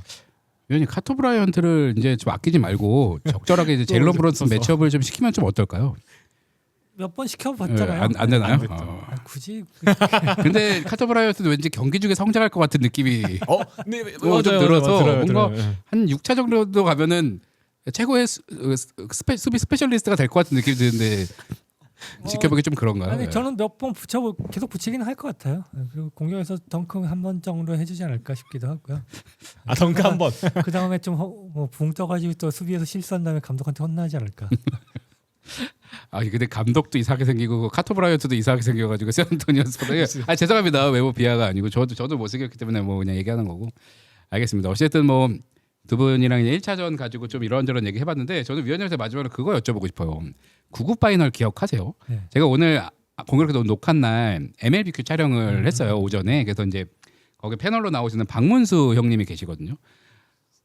뭐 이렇게 하더니 난 뉴욕이 결승전에서 그렇게 이기는 거 처음 봐 이러시는 거예요. 그래서 형 실제로 오래됐을 거예요. 제가 그랬거든요. 근데 그래서 찾아봤더니 저는 99 파이널이 수입인 줄 알았거든요. 세난에. 근데 1승을 했더라고요. 그래서 원래는 그러면 이거 50 몇 년 만에 1승인가 했는데 99년에 1승을 했기 때문에 실제로 파이널에서 승리하고 포효하는 닉스의 모습은 정말 오랜만에 본 거긴 한데 99 파이널 좀 기억나세요? 그 파이널 기억나죠. 19년도에 뉴욕이 정말 못했어요. 왜냐하면 99년도가 단축 시즌입니다. 50경기 단축 시즌이고 뉴욕이 8위였잖아요. 그때 왜냐하면 패트릭 ewing이 그때 그 협상단 소속이었어요. 네, 선수 그 협회. 그래서 굉장히 과로를 하면서 준비를 못했고 결국은 부상이 많이 있었고 그리고 레트레 스프리에를 데려와야 되는데 마이애미하고 뉴욕이 경합을 해가지고 뉴욕이 결국은 데리고 왔지만 손발이 전혀 안 맞았어요. 네, 손발이 전혀 안 맞아요. 초반에 굉장히 안 좋았습니다. 네. 그러다 점점 손발이 맞아가고 막판에 플레이오프에서 1라운드에서 라이벌 마이애미 꺾고 올라왔죠. 그다음에 인디애나 시리즈에서 패트릭 ewing이 그 무릎 인대가 너덜너덜해지는 상황 때문에 못 나오는데 누가 보더라도 인디애나가 유리하겠다 싶었는데 그 레리 존슨의 말도 안 되는 그 4점 플레이로 시리즈 분위기를 가져오고 그다음에 4승 2패로 인디애나 꺾고 올라왔잖아요. 근데 저쪽은 너무 강했어요. 저쪽은 준비를 다 하고 단축 시즌이지만 연습 다 해놓고 다 올라온 최강자. 그때 정규리그 1위였죠. 샌안토니오였고 그 덩컨을 막을 선수가 없었죠. 덩컨을. 그때 뉴욕의 센터가 크리스 더들리하고 마커스 캠비였는데 마커스 캠비는 벤치에서 나오는 선수였고 그때는 뭐 할 줄 아는 게 덩크, 공격 리바운드 가담 이거밖에 없는 선수였어. 전혀 제어가 안 됐고 그럼에도 뭐 1승을 잡은 거는 그 제프 앵가운디 감독의 정말 용병수였거든요. 그나마 안 되는 매치업을 찾아내가지고 앨런 휴스턴의 포스트업을 만들어내가지고 거기서 점수를 만들어냅니다. 그러니까 그래서 겨우 1승을 거둔 거고요. 그다음에는 뭐 그럼 승리가 안 됐죠. 사실상 수입에 가까운 그 1승을 한 것도 기적이에요. 그러니까 그걸 찾아낸 것도 앨런 휴스턴을 어떻게든 해서 매치업을 만들어서 포스트업을 시켜가지고 득점을 하는 거. 쥐어짜서. 그러면 이번에는 카터 브라이언트의 포스트업을 쥐어짜서. 쥐어짜서. 그뭐션 엘리엇 이런 선수가 그때 우승 멤버 중에 있었죠. 하나요. 그션 엘리엇 알죠? 네, 알습니다. 이 발꿈치 네, 들고 이키한. 넣었던 유명하고. 그때는 그러면은 뉴욕 닉스는 트윈 테러였잖아요. 그 제일런 잭슨 주니어의 아버지도 그래요? 있었죠. 세단 소속으로. 있었죠. 던컨이 소포모 시절의 우승. 그렇죠. 그 샌안토니오 스퍼스는 트윈 타워였잖아요. 그렇죠. 이쪽은 트윈 테러. 트윈 테러. 그럼 트윈끼리 약간 붙은. 근데 사실 그 레리 존슨이 막 덩컨을 막아야 되는 말도 안 되는 상황이었고 그 트윈 테러라고 하지만 사실 두 선수가 신장이 크진 않잖아요. 그러니까 그 당시에는 매치업이 중요한 시대였다 보니까 뭐 션 엘리엇은 2m 3인데 여기는 뭐 196 이런 선수니까 뭐 매치업에서 안 됐죠. 이 우승을 어쨌든 샌안토니오 스퍼스가 했잖아요. 근데 굳이 뉴욕 닉스와 샌안토니오 스퍼스의 라이벌이 지금까지 이어지고 있다고 하면 서사를 약간 부여한다고 하면 어떤 파이널로 저희가 이야기를 한번 묶을 수 있을까요? 뭐 예를 들면 뭐 그 파이널에서 어떤 선수들이 막 다퉜다 뭐 이런 에피소드 같은 게 있나요? 뭔가 약간 두 팀의 스토리를 좀 이은다면 사실 트윈 타워의 대결이잖아요. 근데 그 다음 해 2001년인가요? 뉴욕의 트윈 타워가 맞아요. 무너지죠. 테러로. 맞아요. 그래서 그 트윈 테러라는 말을 그 이후로는 쓰지 안 못했어요. 써요? 테러가 나가지고. 그렇구나. 그때만 하더라도 그 월드 트레이드 센터가 쌍둥이 빌딩이 있었거든요. 그 트윈 타워가 무너졌습니다. 테러로. 그런 게 몇 년 후에 있었죠. 트윈 테러라는 얘기를 쓰지 않았죠 언론사들이. 그런 이야기가 있고 뭐 사실 마커스 캠비가 그 이후에는 꽤 잘했죠. 예, 그리고 뉴욕을 떠난 다음에 덴버에 가서 덴버에서 잘했고 잘했죠. 올해 수비수하고 이랬는데 마커스 캠비 그때 트레이드를 했을 때 오클리를 트레이드한 거예요. 토론토로 보낼 때 욕 많이 먹었는데 오클리가 있었으면 어땠을까 하는 생각도 들기는 합니다. 예, 그리고 그 다음에 두 팀은 사실 동부와 서부기 때문에 뭐 라이벌을 예, 플레이오프에서 만난 게 유일한 게 그때 그거고요. 다시 또 만나는 거니까 뭐 라이벌 찾아내라고 하면 그게 쉽진 않죠.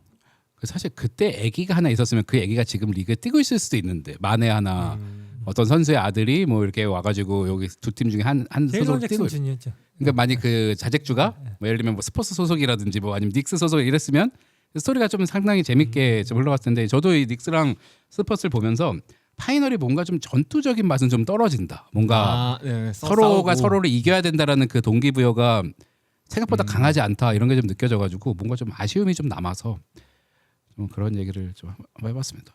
제가 그때 태어났죠. 아, 맞네, 90년도에. 맞네. 예, 6월, 몇 월생이에요? 6월 4일생입니다. 그러면 파이널 할 때쯤에 그때도 단축 시즌이라 좀 네, 일찍 끝났죠. 그리고 마이크 브라운 감독도 그 포포비치 밑에서 잠깐 있었기 때문에 브라운은 뭐 어찌저찌 네. 다 있네요. 사람 좋은가 보네요. 진짜. 아니 NBA 감독의 한 3분의 1은 다 여기 있으니까 포포비치와 관계가 있는 것 같아요. 그래서 그럼요. 예. 그 어쨌든 그 포포비치를 넘어야 되는 뉴욕 닉스의 약간 그 포포비치의 거대한 벽을 이번에는 넘을 수 있는 약간 뭐 그런 스토리를 좀 부여하면 되겠네요. 근데 만약에 그 당시 매치업 그 당시 선수를 그대로 데리고 와가지고 지금 메타에서 붙으라고 하면은 더 재밌을 것 같긴 해요. 왜냐면은 사실 그 트윈 테러 메타가 지금 메타 딱 맞거든요. 3점도 던지고 빠르고 그러니까 스윙맨 2명을 이렇게 쓴다라는 게 지금은 딱 맞잖아요. 근데 그 당시에는 이게 파격적이었어요. 안 되는 거였잖아요. 덩컨하고 로빈슨 2명이 느리기 때문에 그걸 쓰기가 어려운 메타인데 그 라인업을 그대로 데리고 와서 지금 메타 한번 붙여보는 것도 재밌을 것 같습니다. 그 만약 그 파이널에서 유잉이 조금 멀쩡했다면 네.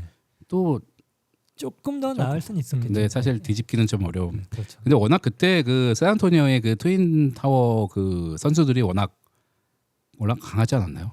그럼요. 뭐 무서웠죠. 그렇죠. 던컨이 진짜 2년 차인데도 불구하고 뭐 엄청 무서웠었고. 그게 참 신기한 것 같아요. 딱 조던의 시대가 끝나자마자 우승한 게 그 새파랗게 어린 신예 선수였다라는 게 참 새로운 시대가 완전히 끝난 약간 그런 느낌. 그리고 레이커스를 꺾고 올라왔거든요. 레이커스가 그때 샤키놀이 있었지만은 그때 덩컨과 로빈슨이 있었기 때문에 샤키놀이 잡아먹었어요. 그러니까 그러면서 샤키놀이 잡으려면은 트윈 타워가 있어야 되는구나. 하면서 각 팀이 막 트윈 타워 그 키 큰 애를 데려가고 막 이랬는데 근데 결국 그 그 다음 시즌에 샌안토니오가 레이커스에게 발렸습니다. 샤키놀에게. 코비 브라이언트라는 존재로 인해서 또 세난 잡을 때 원래 코비가 굉장히 좀 좋은 모습을 보이기 맞지 않나요? 그리고 샌안토니오가 그때 아마 그 앤더슨이 부상을 당한 것도 컸고, 그러면서 생각보다 아마 수입당했을 거예요. 아마 서브컵 결승에서.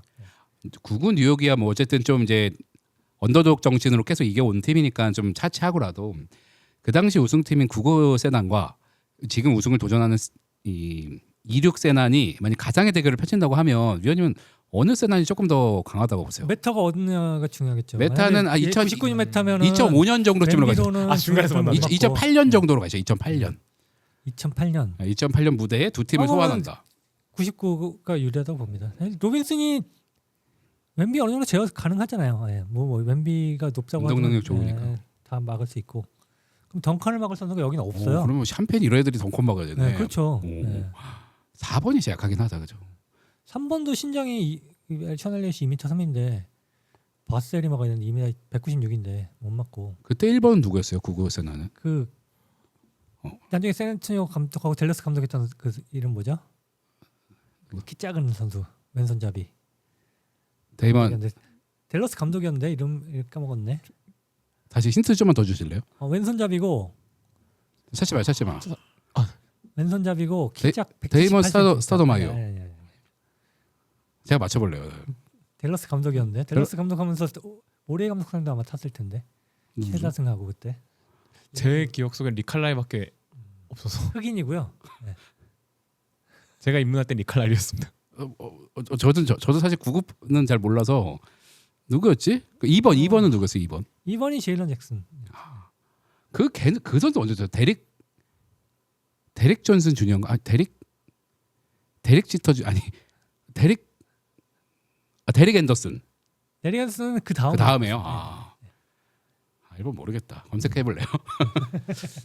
왼손인데 뭐라고 작다고요? 네, 작아요. 178 정도. 왼손 작은 거는 데이먼 스타더마이어밖에 근데 떠오르지 않아요. 그때는 3.m가 아니니까 이 선수는 미드레인지를 엄청 잘 넣는 선수였습니다. 그러니까 골 밑에 두 선수가 박혀 있으니까 미드레인지가 열리잖아요. 누구지? 엄청나게. 그리고 대학도 제가 무명 대학 나왔고 사드리겠습니다. 무명 선수였어요. 무명 선수였는데 들어와서 꽤나 잘했습니다. 네. 목소리 톤이 하이톤이고 이름 뭘 기억이 안 나요. 들으면 알 것 같은데. 99 세난 포인트 가드라고 치면 네. 매치업을 찾으면 아마 될 것 같아요.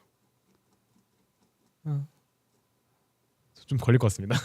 아니 그냥 네, 검색할게요. 내가 핸드폰 안 가져왔네. 위원님 한번 예상 한번 해보세요. 이름이 뭐더라? 시청자 여러분도 한번 맞춰보세요. 99 파이널을 내니까 에이버리 존슨. 에이버리 존슨. 네. 그래서 어리버리 존 막 이렇게 불렀던 것 같은데. 맞아. 맞아. 감독할 때 어리버리 감독이. 그래도 뭐 그냥 존슨이라고만 써 있어서 어리버리 존슨. 에이버리 존슨. 그래서 우승팀 저게였네요. 파커나 뭐 이런 선수 그 한참 나중에 들어왔나 보네요. 두 번째 우승. 네, 그렇죠. 두 번째 우승 할 때부터. 그때 루키였잖아요. 2003년도 할 때. 알겠습니다. 저희가 오늘 이때 샌안토니 스티브 커도 있었네요. 생각해보니까. 맞아. 스티브 커도 있었고. 저는 개인적으로 데릭 앤더슨 좋아했습니다. 데릭 앤더슨 좋아했죠. 데릭 앤더슨이 굉장히 나중에는 포틀랜드인가 어디로도 갔던 포틀랜드 먼저 있었나 뭐 포틀랜드에 있었어. 되게 멋있는 플레이어 같은 느낌. 그 선수가 다쳐가지고 레이커스랑 할 때 코비 마글 선수가 좀 애매해지면서 좀 졌죠. 저는 좀 그 당시 슈팅 가드 중에 좀 좋았던 게 데릭 앤더슨과 쿠티노 모블리라고. 커진 모블리라고 굉장히 득점을 잘하는 약간 단신 가드 느낌의 그런 선수였는데. 맞아. 스티브 프랜시스. 맞아. 안 맞아가지고 휴스턴에서 좀 그런데 같이 올랜도로 아마 같이 이동을 맞아요. 하면서 또 그랬던 걸로 기억을 합니다. 두 분도 오늘 뭐 준비하신 것 중에 이제 마지막으로 저희 1차전 얘기하면서 너무 많이 좀 얘기했기 때문에 저는 없습니다. 위원님도 혹시 저는 일단은 1차전 재밌게 봤는데 이 시리즈가 재밌었으면 좋겠어요. 그러니까 타운스가 일단 잘했고 브런슨이 클러치를 보여줬기 때문에 이제 응답할 차례거든요. 여기서 응답할 선수는 웸비라고 생각합니다. 웸비가 2차전을 잘해서 시리즈를 1승 1패로 만들었으면 좋겠습니다. 웸비가 1차전에 스탯을 잘 찍긴 했지만 한 번 정도는 몬스터 스탯이 나와줄 타이밍이다. 그렇죠. 한 40득점 넘기면서 좀 이렇게 지배하는 모습이 나와야 되잖아요. 그리고 웸비가 있을 때는 솔직히 미드레인지 슛 던지는 것도 굉장히 버거워하는 뉴욕이었거든요. 근데 웸비에게 출전 시간을 좀 관리를 하기 위해서는 코넷이 좀 분전을 해줘야 됩니다. 어떻게 보면 리바운드를 잡아준다던가 수비에서 공을 한다던가 뭐 이런 식으로 해서 웸비가 최소한 15분 정도 쉴 수 있게 해줄 게 필요합니다. 웸비가 근데 블락을 하고 싶어도 뉴욕에서 브런슨밖에 슛을 안 던지잖아요. 그러니까 블록을 하고 싶어도 할 수가 없는 그런 상황이 되는 것 같아서 굉장히 좀 현타가 올 것 같은. 그냥 브런슨은 좀 멀리는 저기서만 던지니까 37분 뛰고 31개 던졌으니까. 그때 1차에서 몇 블록을 거의 많이 못했죠. 하트 한번 찍은 거는 제가 기억하는데 3개 했습니다. 근데 진짜 3개가 적어 보이네요. 오늘 3개 엄청 많이 한 건데 한 경기에 3개면 그럼요. 진짜 엘리트 그렇죠. 한 6개는 해야 뭔가 웬미도 한 것 같아가지고. 알겠습니다. 어쨌든 저희가 1차전 리뷰 이렇게 마무리를 할 거고요. 다음 주에는 아마 한 3차전까지 아마 치러질 것 같은데 어쨌든 조금 더 이제 풍성한 얘기들 4차전까지도 치러지겠죠? 4차전까지 치러지겠네요. 그렇죠. 4차전까지면 이거 잘하면 시리즈가 끝날 가능성도 아예 없는 건 아니죠. 이거 그러면은 위클리 리뷰가 이제 조기 적용을 할 수도 있는 그런 생각이 좀 들어서 두 분 마지막으로 이제 그 얘기 좀 해보고 싶어요. 저희가 끝나고 라이브를 킬지 안 킬지는 이제 두 분과 의논을 해봐야 아는 거지만 이현중 선수 이제 서머리그 또 공교롭게도 또 샌안토니오 스퍼스에 지금 이제 서머리그 로스터에 합류를 했다는 저는 약간 조금 서머리그 들어간 걸로는 조금 이제 너무 지금 하입이 된 것 같고 뭔가 여기서 잘 활약을 해서 이제 좀 이제 트레이닝 캠프까지 좀 갔으면 하는 바람이 있는데 두 분은 이 소식 좀 어떻게 보셨어요?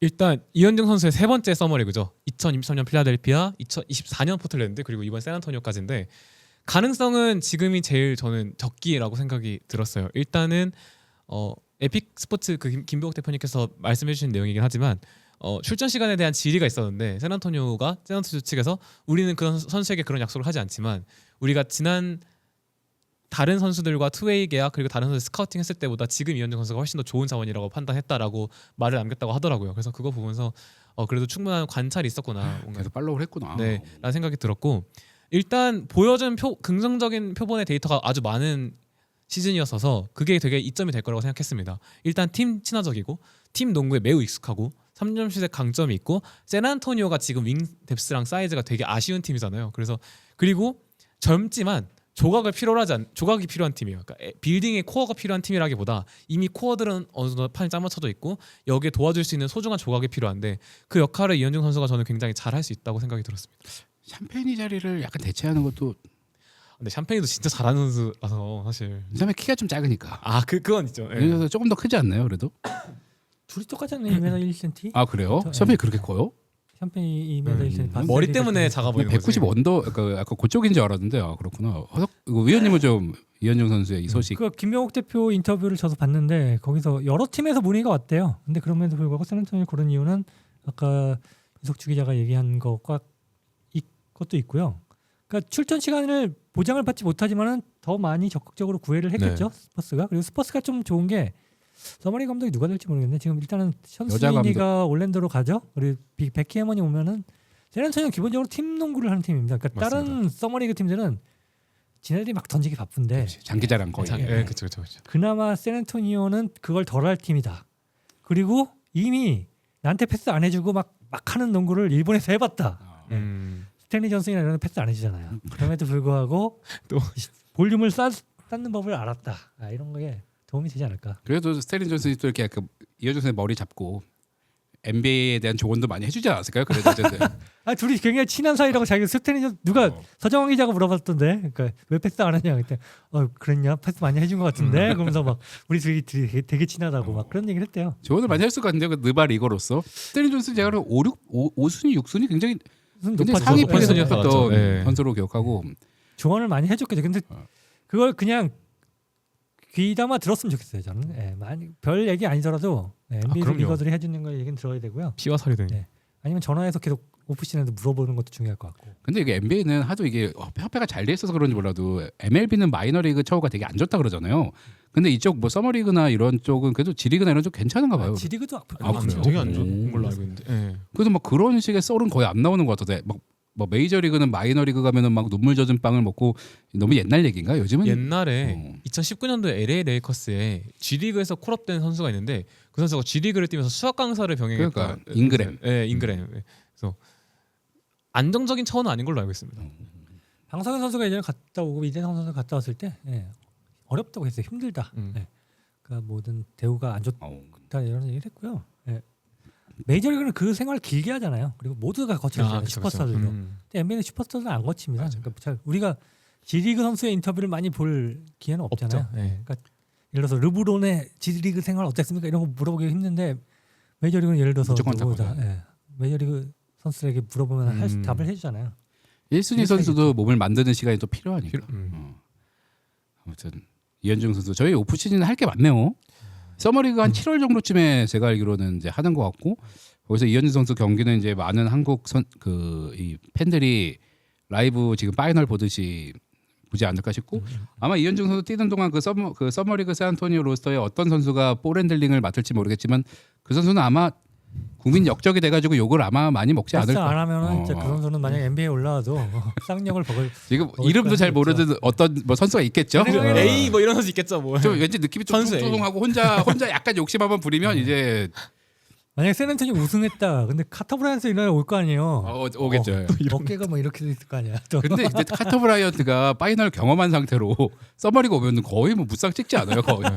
보통 그렇게 한번 경험하고 나서 갑자기 이렇게 실력이 왁 하고 오르는 경우가 있어요. 근데 이제 카터 브라이언트는 거기 가가지고도 별로 한 2년 차까지는 그래도 같이 뛸만 하잖아요. 그죠? 그쵸. 재밌겠네. 저희가 사실 석진이 오기 전에 위원님이랑 잠깐 얘기 나눈 거는 이번 오프 시즌에는 어떤 대규모 프로젝트를 할까 아마 고민했었거든요. 그래서 아주 예전 역사부터 한번 싹 짚어가는 그런 대서사시를 한번 써볼까 하다가 썸머리그도 참 바쁠 것 같아가지고 이번 오프 시즌에도 뭔가 소식들이 많을 것 같아서 쉽지는 않겠네요.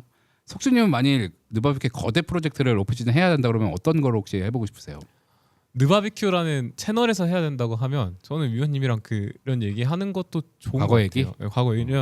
이게 석진님도 하셔야 되는데 서치해가지고. 저는 제가 본 얘기 AI 안 됩니다. 그럼요. AI 안 되고 절대 원서로. AI가 접근해야 돼요. 내가 막 시험을 해봤는데 엄청 틀려요. 네. 그 옛날 얘기는. 저는 AI 딱 믿으면 안 그렇게 돼. 써요. 믿으면 안 돼. 그 원문 번역하는 용도 아니면 내가 찾은 게 맞는지 검증하는 용도 딱 두 개로 쓰는데 그게 있어요.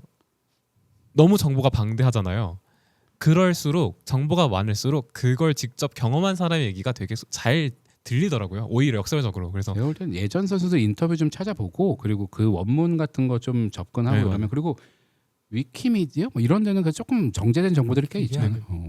그렇게 물론 하는데 이제 저는 가능하면 그래도 해외 좀 원본이 있는 자료를 좀 보려고 하는 편인데 제가 이제 영어 실력 그렇게 막 대화까지는 하는데 문법적으로 잘 아는 편이 아니라서 그런 거 확인하는 용도로 많이 씁니다. 그래서 나는 그 얘기 그걸 하고 싶은 거야. 이제 우리가 사진을 쓸 수 있게 되잖아요. 그러면 뭐 조지 마이칸 이제 40년대 그 사진들 다 있단 말이에요. 그러니까 하나의 뭔가 이 NBA에 입문하고 싶은 입문자들한테 좀 어려울 수 있겠으나 NBA를 어느 정도 아는 사람들도 한 번 정도 정리가 필요할 때 40, 50, 60, 70, 80, 90, 00, 10, 20까지 가는 그 흐름을 한번 짚어보면 저 1020은 제가 빠삭하게.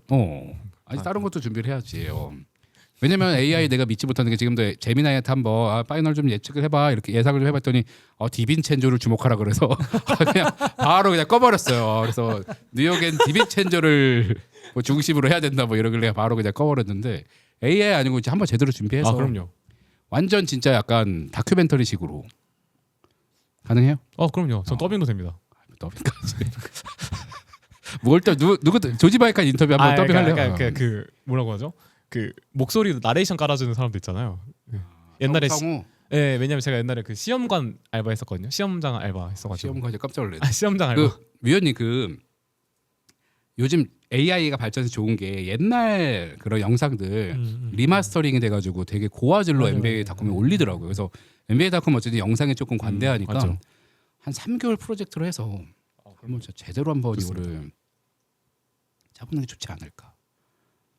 어떠세요, 별로? 볼래나 애들이? 보죠 다. 약간 사람들이. 스토리라인이 얽혀 있으면 많이 보실 것 같아요. 뭐막 물던 시대 뭐 이런 얘기 갖고 이런 거 아니까. 약간 이렇게 가는 거죠. 예를 들면 이제 70년대 때 저희가 이제 70년대 미러키가 굉장히 강한 팀이었잖아요. 근데 항상 어떤 이제 최강 팀 할 때는 70년대 미러키는 또 빠지기도 하고 이런 거를 한 번으로 짚어주는 건데 저희 나름대로 보정을 좀 해서 이렇게 좀 해서 뭐 예를 들면 진짜 밀레니엄 뭐 레이커스가 아니라 그 어제 미네아폴리스 레이커스도 한번 좀 자료 있는 대로 찾아서 한번 얘기도 해보고 거기에 마이칸 옆에 누가 있었는지 마이칸의 뭐 라이벌은 누구였는지 이런 것도 한번 짚어보면 재밌지 않을까 싶어가지고. 조지 마이크는 원래 알았어? 전 몰랐어요. 그러니까 저는 원래 농구 하는 걸 더 좋아하는 사람이었어서 NBA를 봤을 때도 처음에는 한 2, 3년 동안은 댈러스만 봤었어요. 농구를 하는 사람인데 마이칸 드릴 이런 거 몰랐나? 마이칸 드릴. 여기 들어봤어요. 한번 치고 네, 이제. 들어봤어요. 그건 해봤었어요. 네. 근데 그것도 보는 것도 막 전 달른벨트 막 이런 선수 있을 때 봐가지고 달렌베어. 달른벨. 네. 근데 위원님 이거 한번 정리할 필요 있지 않을까요? 괜찮을 것 같지 않아요? 필요 있을까요? 네, 뭐. 그래도 뭐 한 만 정도는 나오지 않을까요? 그래도 근데 이제 옛날 건 좀 들 나와도 한 80년대 예를 들면 그 매직과 버드의 그 라이벌리 서사를 타임라인에 맞게 더 이렇게 해주는 것도 사실은 영상 쓸 수 있으면 이렇게 다큐멘터리식으로 거의 되니까. 네. 지금 사람들은 솔직히 매직 버드 잘 모르고 심지어 조던도 잘 모르니까 잘 모르시죠. 이런 식으로 가면 괜찮지 않을까. 한번 제가 준비 한번 해보도록 하겠습니다. 그럼요. 위원님은 만일 한다면은 어떤 저희가 특집을 좀 하면 좋으실 것 같아요. 특집이요. 네. 누가 저한테 지금 우리 그 르브론 편이 올라왔죠. 예, 반응이 한편 어때요? 반응이 괜찮은 것 같아요. 제 진행에 대해서는 일단 무르르듯이 그- 진행된다 이러고. 뭐 대물 소물 얘기 반응이 있어요? 거기까지 근데 안 보는 것 같아요 사람들이요. 그래요? 거기까지 후반부여가지고 그거 하나 달렸던데 최 의원님 뭐 좋아 저 때가 제일 행복해 보이시네 이거 하나 댓글 달렸다. 근데 대물선물 안 봤죠? 아직 거기까지 몰라요. 그러니까 이게 왜 끝까지 거의 안 본다니까 사람들이. 틀어놓고 일을 하기 때문에 보통 이제. 왜 대물선물 한 번 더. 아니 그러니까 그 19금 특집 뭐 이런 거 있잖아요. 그때 그럼 서정환 기자님 이렇게 모셔가지고 서영 기자님 많이 보셨다니까. 비뇨기과 전문의 이렇게 한번 모셔가지고 비뇨기과 전문의는 언제 준비가 되어 있습니다. 서정환 기자님도 제가 한 2번 정도 이렇게 연락 주고받은 적이 있었거든요. 근데 나오시고 나올 의향은 있으시다 이렇게까지 제가 전달 받아서. 아니면 뭐 성교육 그 전문가 불러서 이만이 가능합니까? 뭐 이런 거 물어보고. 근데 이만 불가능하죠. 그래서 석진님. 네? 아 별로예요. 석진 피곤하니까. 아니요. 이제 리뷰 종료하는 걸로 하겠습니다. 네, 아무튼 왜? 저 꼭 그 이현중 선수 얘기 미안해. 하고 싶은 얘기가 있었는데 개인적으로는 저보다 어리잖아요. 이현중 선수가 00년생이니까. 근데 약간 다른 느낌으로 진짜 경이로웠어요. 진짜 약간 어떤 느낌이었냐면 저희가 축구에서 손차박 막 이런 얘기 하잖아요. 어떤 선수가 더 위고 막 이런 얘기 싸우는데 저희가 차범근님에 대해서 얘기를 할 때 그분이 이루신 업적이나 뭐 기록 이런 것도 대단하지만 그 시절 진짜 한국을 생각해서 떠올렸을 때 아무도 가지 못할 것 같은 길을 처음 문 열고 들어간 개척자의 이미지로 많이 생각을 하잖아요. 그래서 그것 때문에 더 좋아하시는 분들도 많고, 근데 저는 이현정 선수나 박지현 선수도 마찬가지로 생각하는 게, 물론 하승진 선수님이 계시지만 좀 오랜 시간이 지나서 누군가는 좀 금방 포기할 수도 있다고 생각하는 길을 포기하지 않고 끝까지 좀 걸어가서 성취하는 약간 이런 서사를 만드는 것 자체가 좀 향후 비슷한 도전을 하는 농구 선수들에게 저는 되게 기감이 되는 표본이 될 수 있다고 생각합니다. 이현정 선수도 마찬가지지만 박지현 선수도 그렇고, 뭔가 사실 보장이라는 게 없는 리그잖아요. 언제 어떻게 될지 모르고, 물론 돈과 명예가 있지만 그게 연속성을 가지지 않는 리그라고 저는 개인적으로 생각하는데, 거기서 안정성을 가지는 건 정말 극소수에 불과하고, 저희가 지금도 모르는 이름 모를 선수들이 거기 가려고 정말 수만 명이 가서 노력을 하고 있을 텐데, 그 길에 한국인 선수가 이렇게 딱 하고 똑 떼어놓고 걸어가고 있다는 게 저는 개인적으로 좀 경의를 표한다고 말씀을 꼭 드리고 싶었어요. 이게 어떤 식으로 표현이 될지 모르겠지만, 네, 그렇습니다. 좀 멋있었어요, 진짜 되게. 아니, 당연하죠. 저도 나이가 88년생인데 막내 동생 보는 느낌으로 좀 보고 있거든요. 그러니까 예전에는 저랑 나이가 비슷한 선수들이 도전하거나 이럴 때는 솔직히 관심이 별로 없었어요. 저 현생도 바쁘고. 근데 지금 이제 어느 정도 이제 먹고 살만하고 어느 정도 이제 뭐 인생에서도 자리도 잡고 한 상태로 이런 도전을 하는 친구를 보니까 그냥 응원해주고 싶더라고요. 그래서 진짜 로스터 끝자리에 들어가서 투웨이 계약이라도 좀 받아내는 게 진짜 그렇게 불가능한 미션은 아닌 것 같아서. 그 옛날에 KBL 일반인 드래프트 하면 요즘에야 약간 그 작년에 드래프트 되지 못하신 선수들이 다시 도전하는 약간 재수 무대처럼 되긴 했는데, 옛날 진짜 KBL 드래프트 일반인 드래프트 영상 보면 배 나온 아저씨 분들이 막 선수들이랑 같이 리바운드 경합하러 가고 속공 뛰어다니고 막 하면서 막 쓰러지고 이런 장면들이 있는 영상이 있어요. 그런 거 보면 손에 놓을 게 많은 사람들이 도전을 하는 게 얼마나 고귀한 일인지 저희가 볼 수 있거든요. 사실 놓을 게 아주 많은 선수잖아요. 국가대표고 일단 직전 시즌 우승을 했고 거기 파이널 MVP였고 자기의 어떤 기량을 증명할 수 있는 안정적인 길을 떠나서 새로운 길을 가는 거기 때문에 아주 약간 그런 종류의 어떤 경이로움을 느꼈던 것 같습니다. 위원님 혹시 그 이현준 선수 말고 이현준 선수와 여준석 선수가 한 세대라고 치면 그 밑에 한 2005, 6년생 중에 뭐 이렇게 NBA 갈 만한 유망주는 아직은 없나요? 지금은 아직은 눈에 띄는 선수는 없나요? 에디 다니엘 혹시 조금 더 해가지고. 에디 다니엘도 약간 신장이 좀 애매하고 지금 어떻게 키우냐가 중요한데 포워드로 키울 가능성이 높잖아요. 키가 하긴 좀 아쉽긴 한데 한 2m 정도만 돼도, 근데 그래도 조금 멀어 보이긴 한데, 그러면은 이현준 선수가 당분간은 이제 여준석 마지막으로 봐야겠네요. 이현중이 마지막. 근데 여준석 선수는 이제 어떻게 되는 거예요? 지금 내년 시즌에 시애틀에서 뛰기로 했잖아요. 내년 시즌은 내가 볼 때는 더 큰 롤을 받을 것 같고 내년 그럼 올라갈 끝내고 가능성이 높겠죠. 2027 드래프트가 약하다고 평이 많은데 그때 한번 나오면. 약하다고 하는데 그래서 지금 철회를 엄청 했어요. 마지막 날에만 38명 철회했고요. 네, 그러네요. 지금 네. 그러니까 로터리 픽에 뽑힐 만한 애들도 많이 돌아갔어요. 그러니까 저번에도 우리가 방송할 때 이 선수는 어디 갔나 했는데 철회하고 돌아갔습니다. 이런 게 있었잖아요. 네. 은근히 그래서 경쟁이 있습니다. 네. 그럼에도 불구하고 도전을 해야죠. 그 좀 아쉬운 거는 사실 올해 PIT를 했는데 올해 PIT에서는 NBA 갈 선수가 보이지 않았거든요. 내년에 일단 PIT에서는 여준석 선수가 잘해가지고 NBA 갈 만한 급 선수가 된다는 걸 보여줬으면 좋겠습니다.